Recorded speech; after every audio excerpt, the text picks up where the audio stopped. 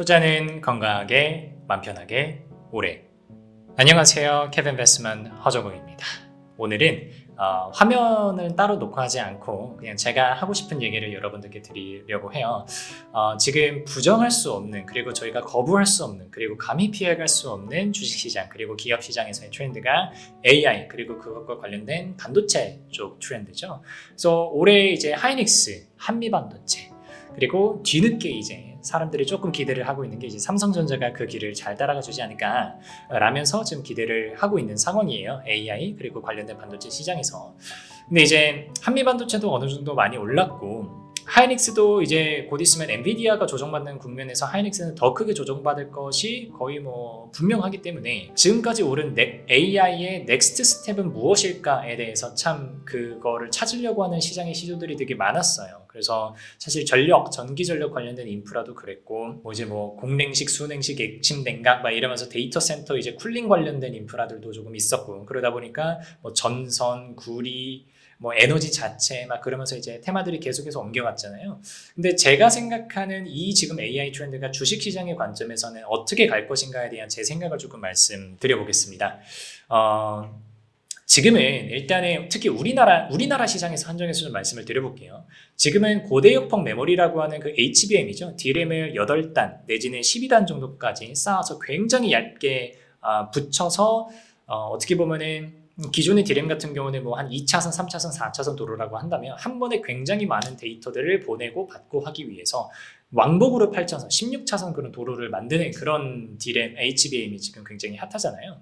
근데 저는 이 다음에는 사실 SSD가 올 거라고 생각을 하고, 최근의 움직임 보면 이미 SSD 쪽 움직임은 오고 있다라고 생각을 합니다. 이 생각은 어디서 출발하냐면, HBM은 그러니까 램이에요. D램이죠. D램이라고 하는 거는 쉽게 말하면 여러분들이 이제 농사를 지을 때 아니면 밭에서 뭔가를 캐고 있을 때 밭을 캐는 애는 CPU나 GPU 같은 애들이 캐요. 그러니까 걔네들이 계산을 하는 거죠.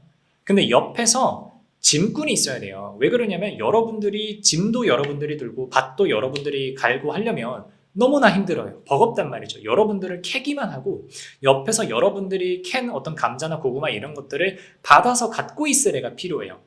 그래서 짐만 드는 애가 필요한 거죠. 그러니까 실시간으로 짐을 드는 애, 걔가 바로 지금 이제 D램 그리고 HBM 쪽으로 들어가는 건데, 결국은 그런 거잖아요. AI가 트레이닝을 하고 데이터를 쌓고 더 발전시키고 하려면 결국에는 뭐가 필요할까요? 그 데이터들을 어딘가에 사일로 창고에다가 저장을 해둬야 될 거예요. 그래서 저는 지금의 고대역폭 메모리는 그 다음에는 이제 차세대 낸드 그리고 차세대 SSD, 그 중에서도 엔터프라이즈 SSD죠. ESSD 쪽으로 지금 이 트렌드가 옮겨갈 거라고 저는 생각을 하고요. 그러면 이 SSD 쪽에서는 또 누가 유망하냐? 라고 하면은 역시 하이닉스가 유망합니다. 왜 그러냐면 ESSD, Enterprise SSD 쪽에서는 이제 QLC 낸드라고 하는 게 있어요. QLC는 Quadruple Level Cell이라고 해서 원래는 TLC였어요. Triple Level Cell. 그래서 하나의 셀에 비트를 3개 정도를 담는 그런 구조였는데, 지금은 데이터 양이 너무너무 많아지다 보니까 하나의 셀 안에다가 비트를 4개를 담아야 됩니다. 근데 그동안에는 이게 쿼드러플로 들어가니까 뭐 안정성이나 내구도, 수명 이런 쪽에서 문제가 조금 있었는데, 하이닉스가 예전에 인텔의 솔리다임을 인수를 했었죠. 근데 그게 그동안 굉장히 적자로 고생을 시키다가 지금 HBM 다음 섹터가 만약에 ESSD가 되고 그중에서 QLC가 된다라고 하면 솔리다임만 이쪽을 굉장히 효율적으로 처리할 수가 있거든요. 현재 상황에서 삼성전자도 쉽게 따라오기가 어려울 거예요. 그러면 ESSD 쪽에서 역시나 하이닉스가 다시 한번 또 빛을 발하고 상승을 열어줄 수 있지도 않겠느냐라는 생각을 개인적으로는 갖고 있고요. 그러니까 지금 말씀드리는 게 하이닉스의 주가가 계속해서 올라갈 거라는데 제가 베팅을 하겠다는 말씀은 아니에요. 그리고 HBM 쪽에 그런 테마로 더 올라간다라는 확신도 드리는 건 아니에요. 근데 다만 SSD 쪽으로 화두가 옮겨갔을 때 한 번 더 조정받을 수 있는 것이 굉장히 운이 좋게도 하이닉스가 한 번 더 받을 수 있을 만한 굉장히 유리한 고지를 점령하고 있다는 말씀을 드리는 거고요.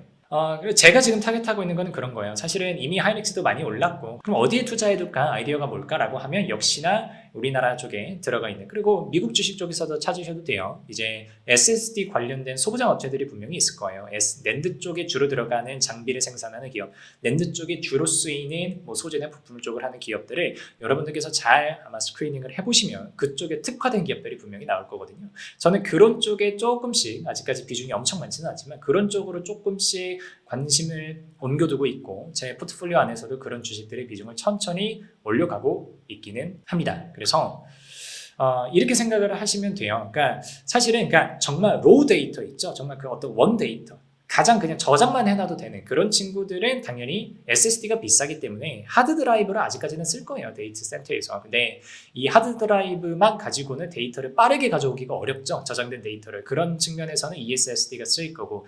근데 고대역폭 메모리가 우리가 많이 필요했었던 것처럼 그 방대한 양의 데이터가 데이터 센터 안에 들어가 있는데 걔네들이 그때그때 빠르게 가지고 와서 처리를 하기 위해서는 고대용 메모리에 쉽게 말하면 데이터를 넣어줄 수 있는 그 소스죠. ESSD가 무조건 올라갈 수밖에 없다. 이런 생각을 저는 가지고 있습니다. 그래서 여러분들께서도 제 생각에 동의를 하신다면 ESSD를 뭐 직접 하는 업체가 있다면 너무나 좋고, 근데 다만 현실적으로는 그것만 하는 업체를 찾기는 조금 어려울 테니 ESSD와 관련된 소분양 업체들이 조금 관심을 가져두셔도 되지 않을까 개인적으로 생각을 합니다. 그리고 두 번째는 데이터 그 자체에 한 번 더 저는 화두가 올 수 있을 거라고 생각을 합니다. 왜 그러냐면 최근에 제가 어떤 기사를 읽었냐면 AI 트레이닝에 필요한 데이터가 이제 얼마 남지 않았답니다. 그러니까 원 데이터 혹은 소스 데이터라고 저희가 표현을 한다면 이미 GPT도 그렇고 제미나이도 그렇고 지금 수많은 AI 모델들이 막 나오고 있잖아요. 뭐 제가 자주 쓰는 퍼플렉시티도 그렇고 뭐 이제 그로크 AI도 그렇고 뭐 메타에서 만든 라마도 그렇고 그런 쪽에서 이미 트레이닝에 투입되어야 되는 많은 데이터들은 어지간히 다 쓰였다는 얘기예요. 그래서 데이터가 얘네들이 그러니까 지금 활용하는 데이터들이 1년에 막 몇십 %씩 그 활용량이 늘어나고 있는데 우리 인류 전체가 이 인터넷 세계 혹은 데이터 세계에서 생산하는 그 데이터의 어떤 그 증가 속도를 훨씬 뛰어넘는다라고 합니다. 그러면 조만간 데이터가 부족해질 수도 있겠다는 생각을 조금 했어요. 물론 이게 당장 올 미래는 아니라고 생각을 하지만 그래도 수년 안에 올 수 있지 않을까라고 생각을 하고, 이게 AI가 만든 데이터를 가지고 재차 학습을 시키면 AI의 성장 속도가 확연히 떨어진다고 하더라고요. 그래서 인간이 만든 휴먼 제너레이트 되는 그런 데이터가 얼마나 많을 것이냐, 그리고 그 데이터가 또 AI가 쓰기 좋게 양질의 데이터여야겠죠. 그런 관점에서는 데이터 자체가 우리 옛날에 빅데이터 하면서 한번 확 뜬 적이 있었잖아요. 그거랑 비슷하게 데이터 산업 자체가 한 번 더 조명을 받을 수 있지 않을까라고 생각을 합니다. 그래서 첫 번째로 생각나는 건 당연히 클라우드 관련된 업체들이고, 특히 요즘 클라우드는 뭐 아마존도 그렇고 마이크로소프트도 그렇고 너무나 많은 기업들이 자체 클라우드에 AI 성능을 붙이려고 하고 이미 붙여가고 있고요. 그래서 클라우드 당연히 집중 조명 받을 것이고요. 데이터 관련된 플랫폼을 하는 기업들이 있습니다. 그러니까 쉽게 말하면 데이터 마켓이라고 생각을 하시면 되는데, 여기서 양질의 데이터를 조금 소팅 아웃해서 잘 AI에 걸맞게 AI 커스터마이즈 할 수 있는 그런 데이터들을 구조화하고 분석할 수 있는 그런 것까지 할 수 있는 기업이라면 충분히 서비스 업체로서 의미가 있을 거라고 생각이 들고요.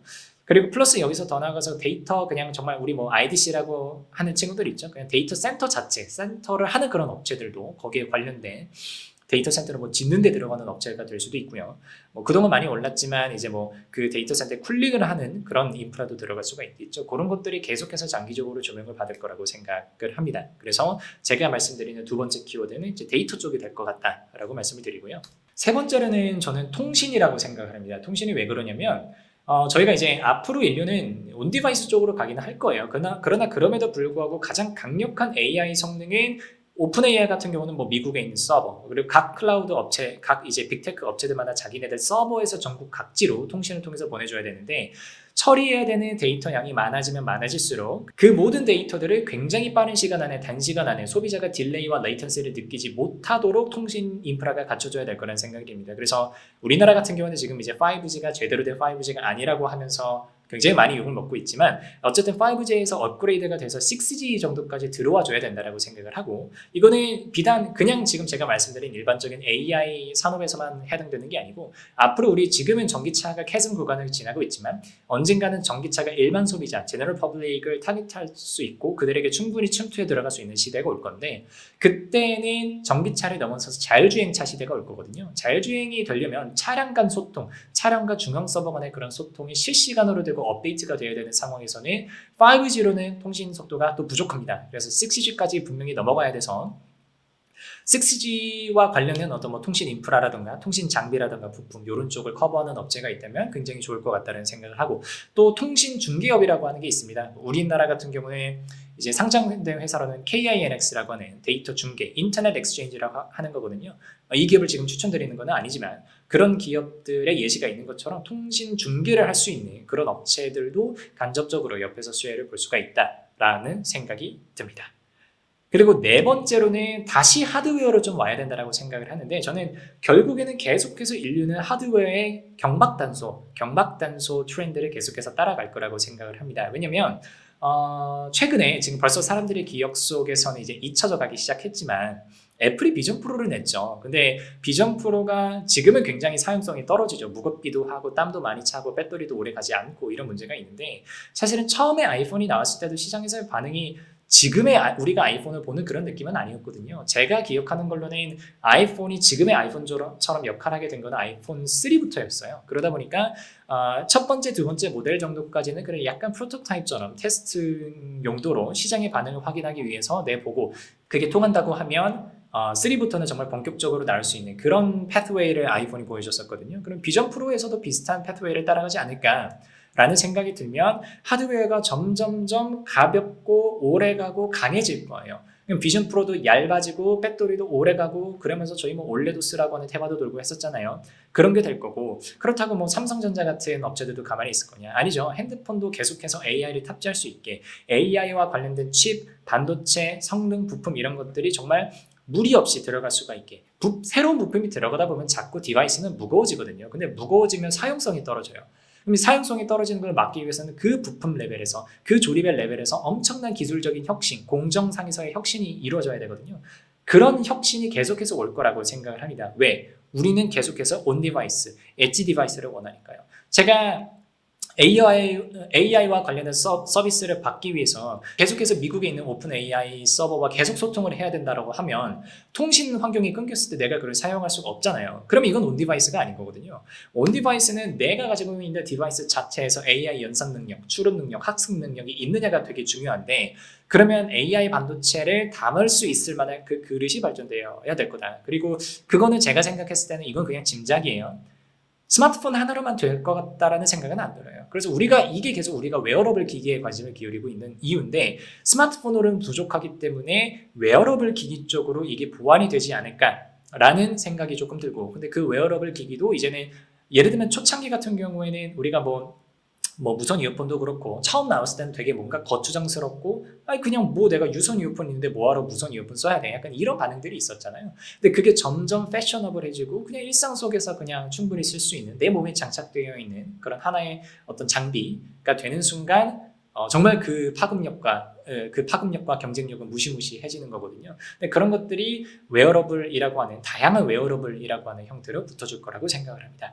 개인적으로는 그런 웨어러블 기기 자체는 뭐 애플이 됐든 삼성전자가 됐든 그런 최종 제품을 만든 기업들이 해줄 거라고 생각을 하고 근데 그런 기업들은 이미 너무나 많은 관심을 시장에서 받고 있으니까 저는 걔네들한테 딸려있는 걔네들한테 어떤 특정 부품을 납품한다거나 걔네들의 뭔가를 아웃소싱 받아서 할 수 있는 그런 캐파가 있는 업체들을 찾아볼 거 같습니다. 그래서 이게 하드웨어의 경박단소화 트렌드에 관련돼서 그 부품 기업들, 그 기저에 깔려있는 기업들을 한번 찾아보자가 제가 드리는 네 번째 키워드입니다. 조금 말을 빨리 드렸던 것 같은데 좀 정리를 드려보겠습니다. 저는 현재 AI 반도체 관련돼서 HBM, 고대역폭 메모리는 결국에는 낸드, 완벽한 저장 장치죠. SSD 쪽으로 첫 번째로 갈 거라고 생각을 하고요. 그래서 그 SSD와 관련된 기업들을 찾아보자가 첫 번째 말씀. 그리고 두 번째는 데이터 자체가 조금 희소해질 수도 있겠다라는 생각이 들어서 데이터 산업을 우리가 한번 지켜보자. 그게 뭐 데이터 플랫폼이 됐든 데이터 센터가 됐든 뭐 하드웨어가 됐든 소프트웨어가 됐든 데이터와 관련된 애들 근데 그 중에서 AI랑 뭔가 접목시킬 수 있는 포텐셜이 있는 애들은 우리가 조금 주목해서 볼 필요가 있다라고 생각을 하고 세 번째로는 이 데이터들이 왔다 갔다 운송이 되게 만들어주는 거죠. 통신 산업에 대해서도 다시 한번 관심을 가질 때가 된 것 같다. 물론 그렇다고 제가 뭐 SKT나 KT 이런 엄청 굵직굵직한 기업들은 사실하는 말씀은 아니에요. 통신 업종도 그 업종에 들어가는 여러 가지 부품 장비 기업들이 있거든요. 그런 쪽으로 한번 알아보셔도 될 것 같고요. 네 번째로는 이제 온 디바이스, 엣지 디바이스화에 있어서 하드웨어가 경박 단소화 될 거고 그 경박 단소화가 되는 과정에서 굉장히 작고 가벼운 부품을 만들 수 있는 업체라면 너무나 좋겠다. 그리고 플러스 이 메인 디바이스에 붙어있는 여러 가지 웨어러블 기기들이 또 한번 주목을 받지 않을까라는 생각까지 전달을 드렸습니다.